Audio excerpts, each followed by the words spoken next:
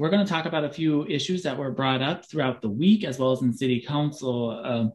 I think the first thing that's going to really draw our attention is something that's really near and dear to our hearts and all the work we do in Tampa, which has been around refunding the community and making the community actually safe. We know from our research independently that public safety does not come from more policing, it actually comes from more resources. But City Council has yet to hear us yet. So the first thing I want to bring up is at the City Council meeting, once again, unanimously, they voted to give TPD more resources. Now, this is after last year, they unanimously voted an additional $13 million on top of their already over ballooned budget, saying, oh, well, we can't reduce it because pensions and salaries have already been agreed upon by the union, so we can't reduce it, but don't worry. It's just going to salaries and pensions. It's not going to any more militarization. Great.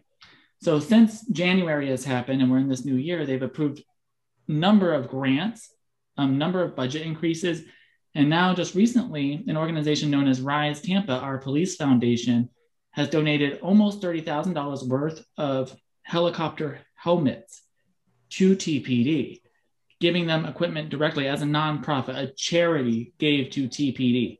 I should mention that Rise Florida was founded by Mayor Jane Castor, I think back in 2015, before she was mayor. Now, aside from the fact that there's already the budget issue and concerns and overballooned budget, just before the city council meeting on April 1st, there was news articles about helicopter surveillance and more violence by police. So I just want to kind of talk a little bit about why is it problematic for this charity to exist and donate more equipment to TPD, and what could we have possibly put a $30,000 donation to instead? If you want to just dive into that a little bit, Karen.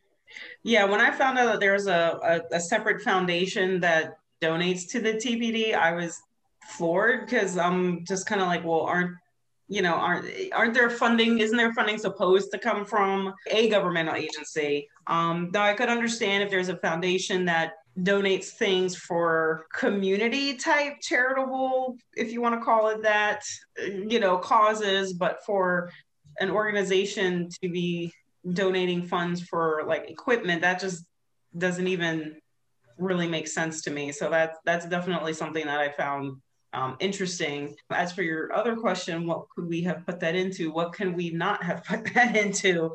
Rent assistance, meal programs, bills, people do still have utility bills that they need to pay, especially for kids that are doing school from home. You need your internet connection. Internet's not free. So there's so many things that could have gone towards community help with $30,000. There's a lot that can be done with that. Sam? God, well, I actually crunched the numbers based on what they were spending and then based on what the helmets cost. And what's really offensive, I mean, the entire thing is egregious. It's 10 helmets. It's 10 helmets. It's $30,000 for 10 helmets. And the helmets are essentially just extra tech involved, and there's going to be stuff on the screen so they can feel like Master Chief from Halo or something. It really feels more like cosplay than any pressing need. The excuse was that they're worried that if they don't have this tech that they're going to be crashing more, and there's going to be all these emergencies. I don't know about you. I haven't heard about TPD helicopters falling from the sky or being shot down. I think they're good without military technology. And again, it's 10 helmets. And she said, what couldn't you spend that on? I mean, I know that we have a new community fridge program that just started up in Tampa. Imagine if the city invested in something like that. I mean, that's affordable. You could probably get a lot of bang for your buck for $30,000. Affordable housing, helping people pay off their bills. It's offensive. It's wrong. Yeah, and I think too, on the heels of a global pandemic where we've seen so many businesses struggling to where they have to bring in employees to work during a pandemic to serve customers at maximum capacity, or they're shutting down, it's just another slap in the face. Also, the fact that the housing development program is so severely underfunded that their housing development manager on their exit, celebration said, please put more funding into the housing program. And they all sat up there and said, oh, we wish there was more we could do. But yet there's this backdoor foundation donating directly to TPD. And I think what's extra alarming too is we've heard stories about surveillance, and we've heard communities, especially Black and Brown communities, feeling particularly vulnerable to that surveillance. Other than surveillance, what public safety element could helicopters bring to the community?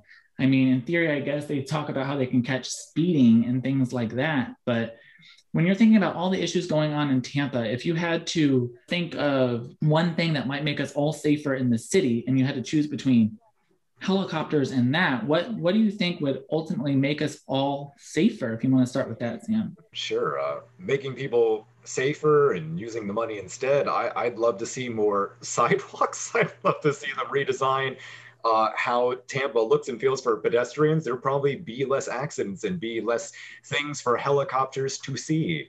Right. And Kieran? Mm-hmm. Yeah, that's definitely a big factor in people's safety, because the Tampa Bay area on a whole has, some of the worst fatality rates for pedestrians and cyclists. And a lot of that has to do with lack of adequate facilities and infrastructure. So there's so many things that can be done to make, something even as simple as street lighting can make things safer for people to be seen. Because, if you can't see somebody at night, that's going to be an issue. So yeah, there's so many things in terms of their infrastructure that can be done to improve safety. Yeah, and I think, we can't decide what individual people decide to donate their money to, but I'm just like, who's donating money to put into this program to then later backdoor donate it to TPD? Like, if I have money to separate from myself, I want to give it to somebody in need, not an over balloon militarized department. They're literally funding oppression.